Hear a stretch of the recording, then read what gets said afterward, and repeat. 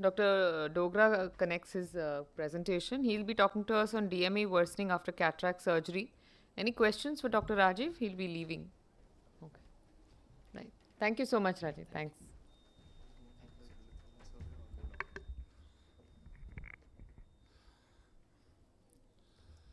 Well, friends, at the outset, I thank Chetra for giving me this opportunity to be part of this IC.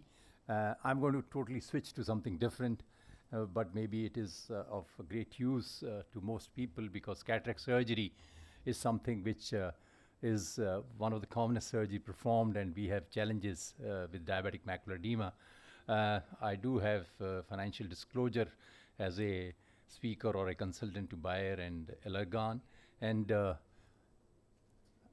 as far as the cataract surgery and DME is concerned, I think we very well know that progression of diabetic retinopathy after cataract surgery occurs most of the time, and you will find that, and it used to be very, very frequent early.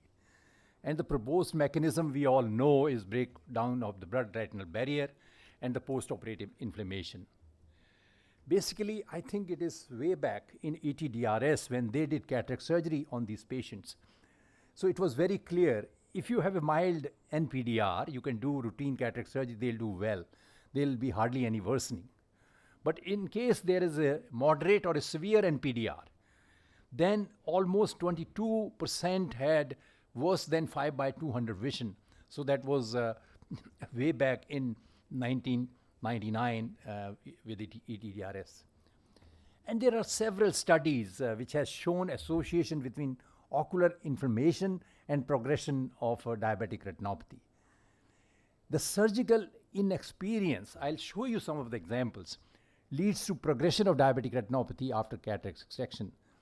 The longer surgery is associated with increased postoperative inflammation and increased breakdown of the barrier. The problem is, I'll come to that also, we have to have a very good cataract surgeon who does a good job for these DME patients or diabetic patients, as well as we have to treat them not what you do today, only for a couple of weeks you give steroids and all those anti-inflammatory agents. Longer is required. That's very important. And we also know that with the modern surgery, that is phaco, we are seeing this progression much less because maybe this surgery is faster, better than what we saw with intracapsular or extracapsular techniques. I'll just show you this patient here. She is a 41 young lady, comes to us 10 months late, and you can see what has happened here. You can see the telltale evidence of inflammation there. Maybe it was not treated properly. And you can see this the other eye of this particular patient, hardly mild NPDR. And this is the other eye in 10 months. How bad it has become. It is a PDR already. And you can see very minimal changes. That is why it is mild in the other eye. And that's how the other eye has become in 10 months after cataract surgery. So that is the importance, what I talked to you already earlier. Now, the recent evidence has come from this. This is an entire electronic medical record data from UK, which they published. They exactly came to the same conclusion what was in ETDRS way back, almost close to 20 years back. So the risk of treatment requiring DME increased sharply 3 to 6 months after cataract surgery for all grades of diabetic retinopathy. And patients with, again, SIMM, moderate and severe NPDR are particularly at high risk. So I think this kind of evidence can't be ignored. So what is happening now? There is a paradigm shift as far as the management of such cases is concerned. In past, cataract surgery was deferred until the treatment of DME was completed with laser. So at this time, simultaneous treatment of DME with intravitreal anti-VEGF or steroids has resulted in early cataract surgery with better outcome. I'm just showing you this particular patient here. You can see has received grid laser, 3 intravitreal, even triamcinolone. So while doing a cataract surgery on this patient, Ozurdex implant was given, and you can see at 3 months the results here.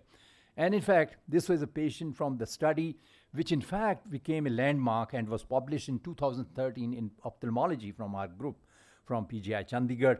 And based on that, a lot of other studies were done, and Ozurdex is improved for cataract surgery in US and other countries now. And even the recent evidence you have in Retina 2021, same what says what was done that time. I'll show you also this patient here, 50 years old female, recently in Garewala Institute where I work now. You can see how bad the edema is. And here, 1 week before Ozurdex implant was given. So there are two ways. One is some surgeon, like if we have a colleague of mine, Professor Jagatram, he always give when he does cataract surgery that day, but that very few people will do. But 1 week before, many can do. And then you perform cataract surgery, so you have a result like this, what you are seeing. So also there is evidence. I think even earlier speakers have talked about the meta-analysis. This meta-analysis, which is published in 2021, in DME patient, cataracts surgery combined with dexamethasone seemed to provide better anatomical outcome compared with cataract surgery combined with anti-VEGF. That is why, because this may be a question in many of you. So if your patient can afford and you don't have all those things, I think you prefer this and they'll have a better outcome. And it lasts 3 months. And those 3 months are crucial. That's why it is so important. So because anti-VEGF cover only 1 month. And we have this situation. Sometimes in a diabetic, you have posterior polar cataract, uveitic cataract, sometimes very, very hard or pseudo exfoliation. So much more bigger challenge. If you have some of these things, maybe you send the case to a person whom you don't like that much. I think your practice will be better because that is what I'm showing here. So this patient, you can see not that much of retinopathy in right eye. This left was also similar.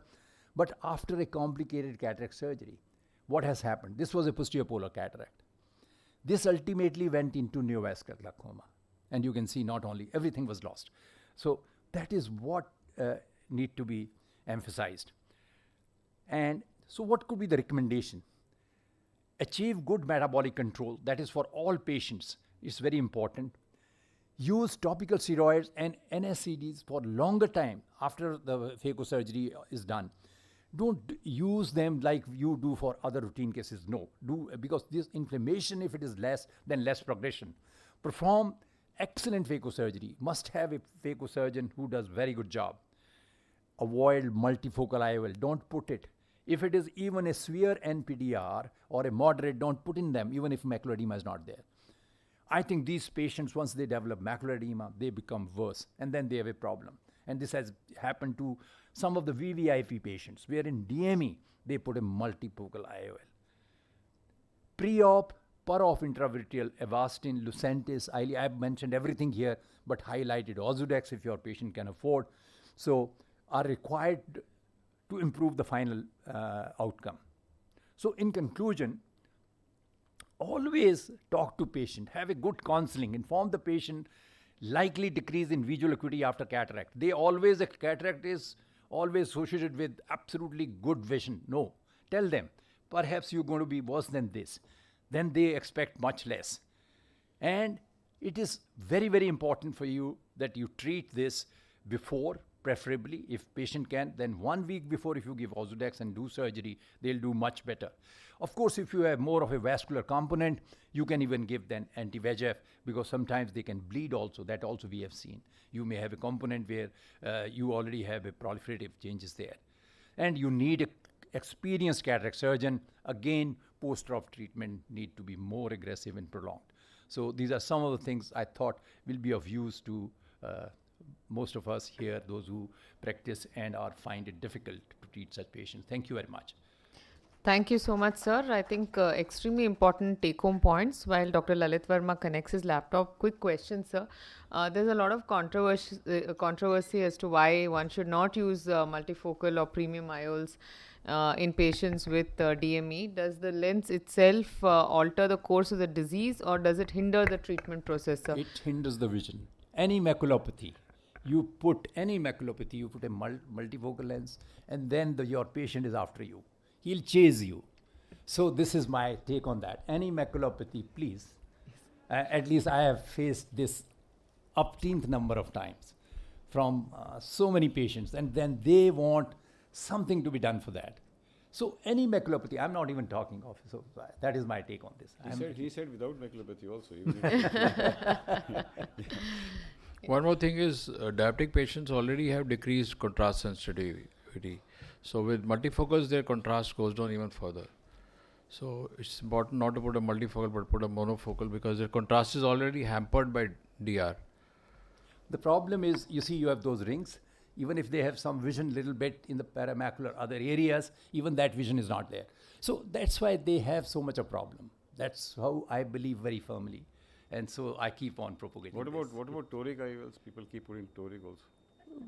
I think toric may be because more for astigmatism and other things that different. But I think they come back to now trifocal. So they ask, we have now trifocal. They are also similar. They are also type of multifocal to me. Because the dilemma with the VR surgeon is that, you say, haan, theek ho gaya, everything's okay. But you can't, obviously you should not criticize, but No. in this webinar and all, you should tell, but you should not. Yeah, that is why actually do it. It's not in the interest of patient, actually. Yes, yes. Thank